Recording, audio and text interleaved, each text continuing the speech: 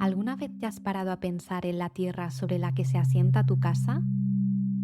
¿En qué había ahí años antes de que se construyera? ¿En qué pasó en ese lugar en la Edad Media, en la época romana o incluso en la prehistoria? Tu casa ocupa un espacio físico que estaba ahí antes de que llegaras y que seguirá ahí cuando te vayas. Y durante miles de años, la humanidad supo algo que hoy se nos ha olvidado. Levantar una casa no es solo mover ladrillos. Es alterar el orden natural.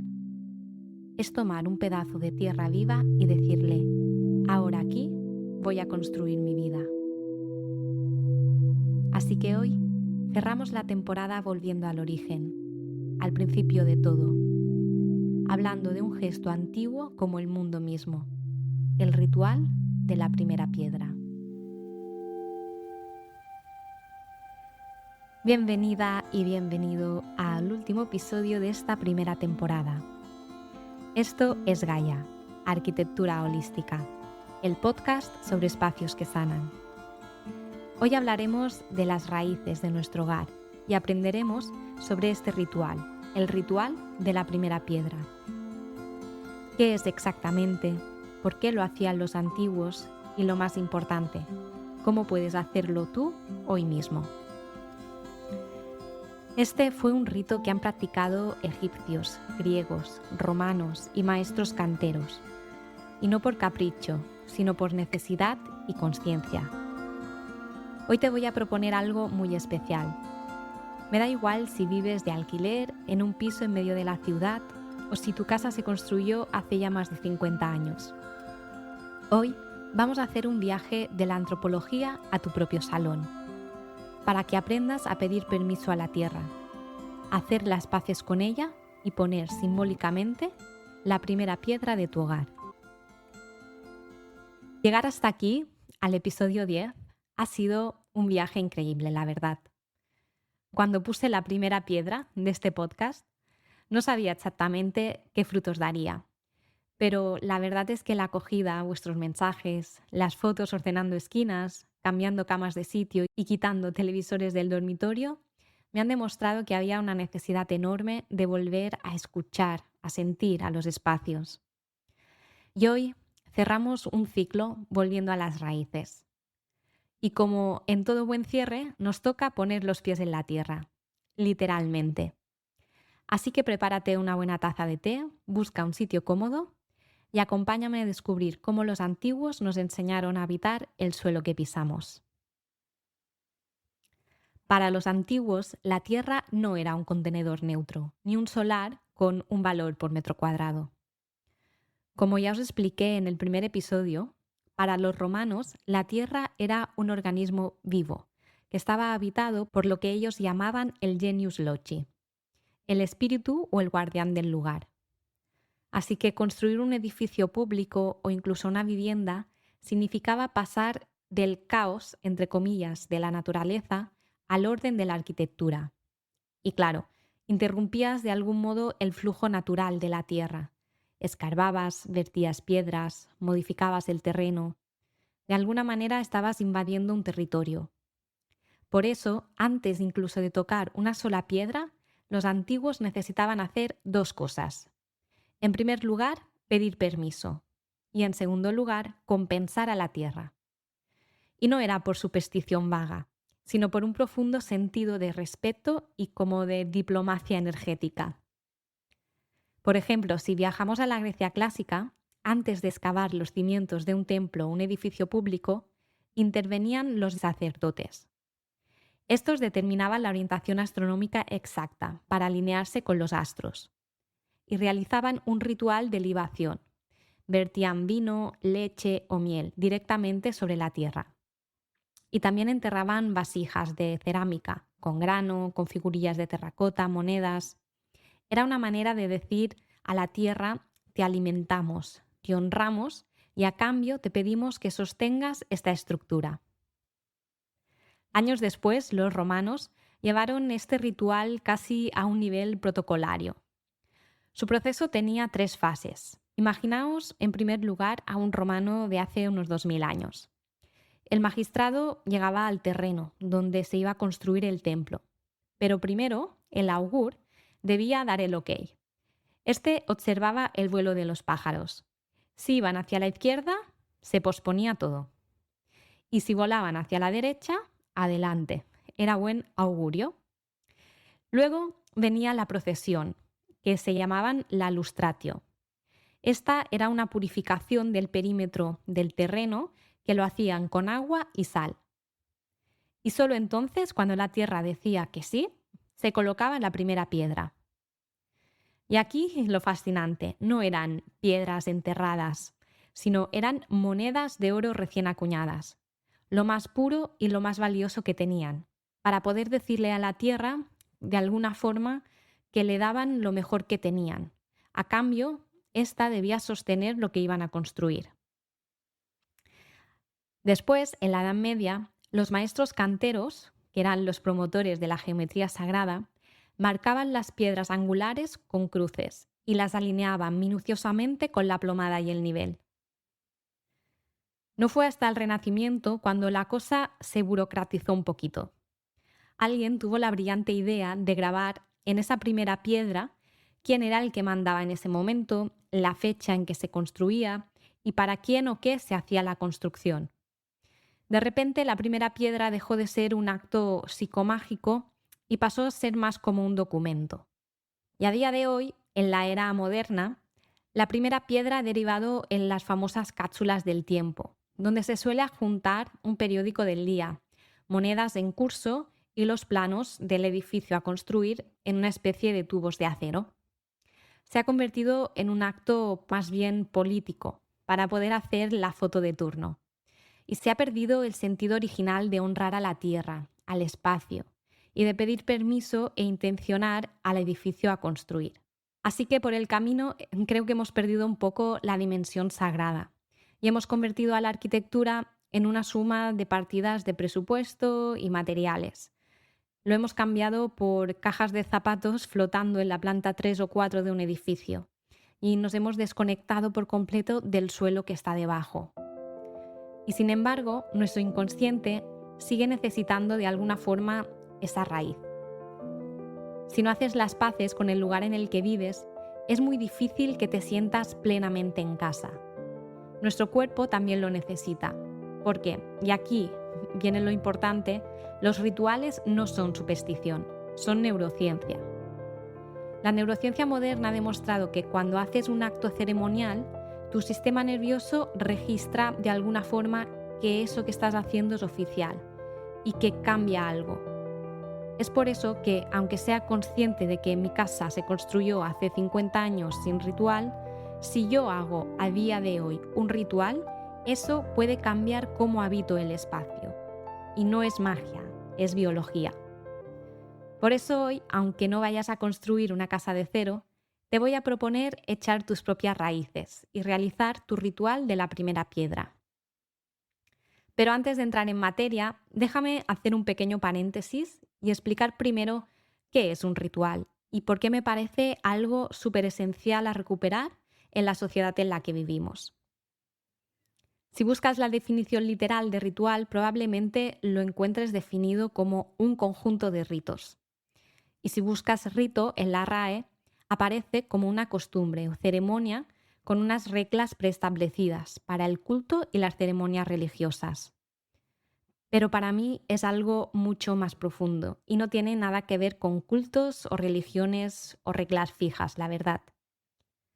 Los rituales han estado ligados a la historia humana desde los inicios de esta.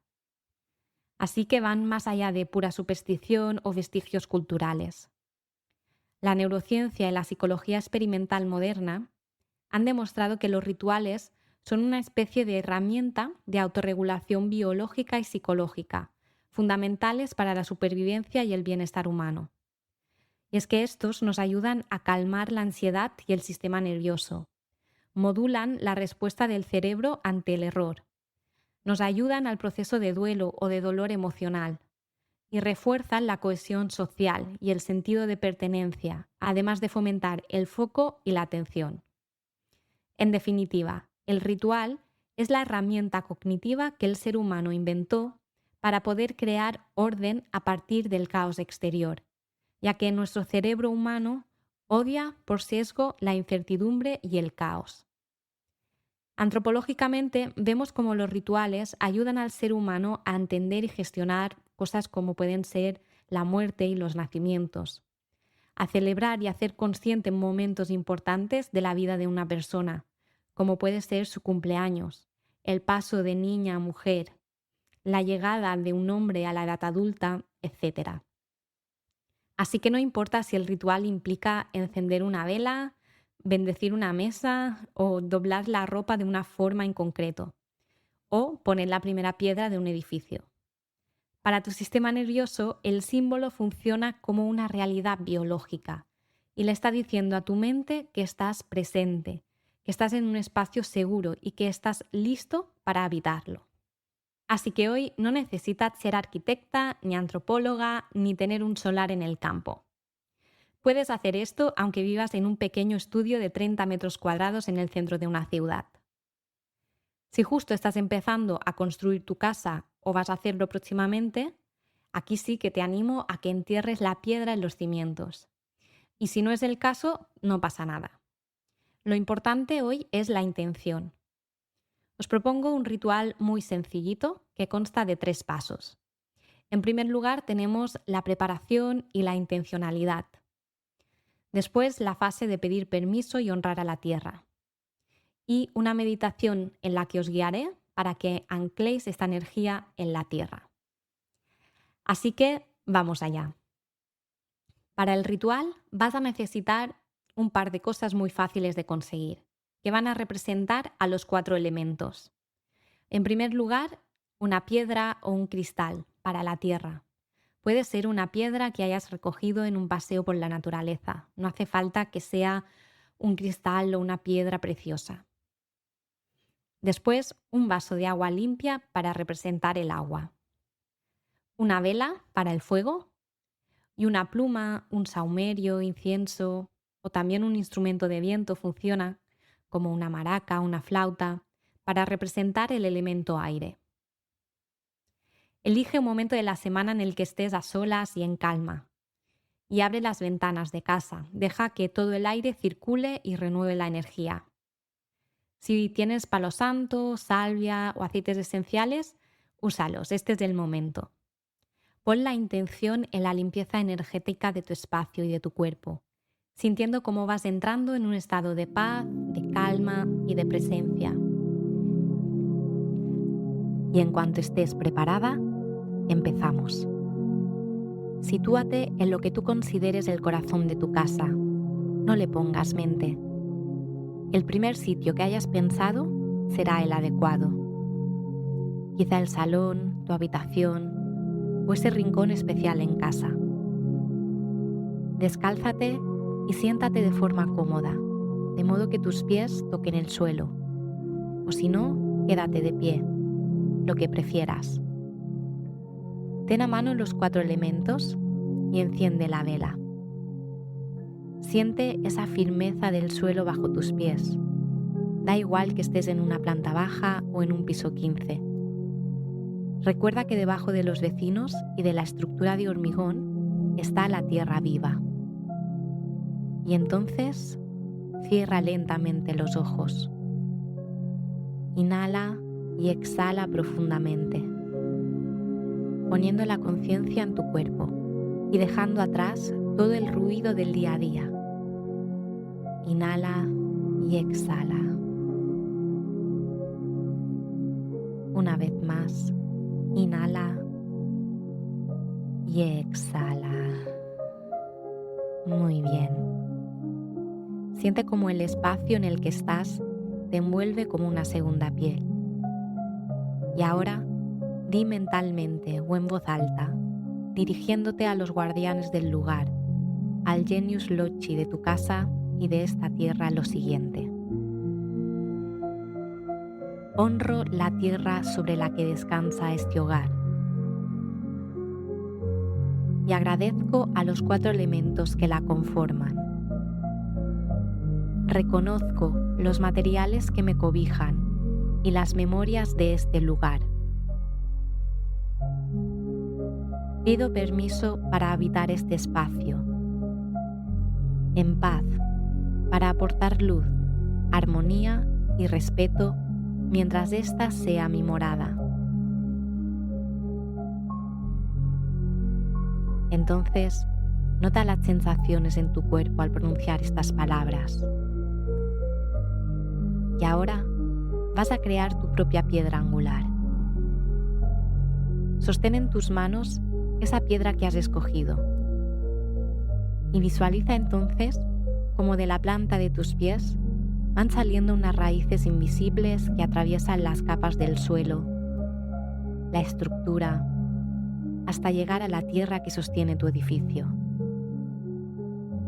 Siente cómo van creciendo y creciendo, bajando, atravesando capas de tierra, de roca, estratos de agua y aire, descendiendo cada vez más profundo hasta alcanzar el centro mismo de la tierra, el centro de Gaia. Siente cómo te fundes con esa fuerza que te sustenta y cómo desde el centro electromagnético de la tierra va subiendo por tus raíces una energía pura, genuina, que entra por las plantas de tus pies y nutre tu cuerpo. Va ascendiendo por tus piernas, rodillas, muslos, caderas. Atraviesa todo tu tronco, tus hombros y va bajando por tus brazos hasta salir por tus manos y llegar a la piedra que sostienes. Es una luz blanca, cálida, intensa, que va llenando de amor y de paz a la piedra angular. Siente esa piedra e intenciónala. Dile qué es lo que deseas de corazón que te aporte a este hogar. Quizá es salud, abundancia, amor, lo que tú sientas. Te dejo unos segundos.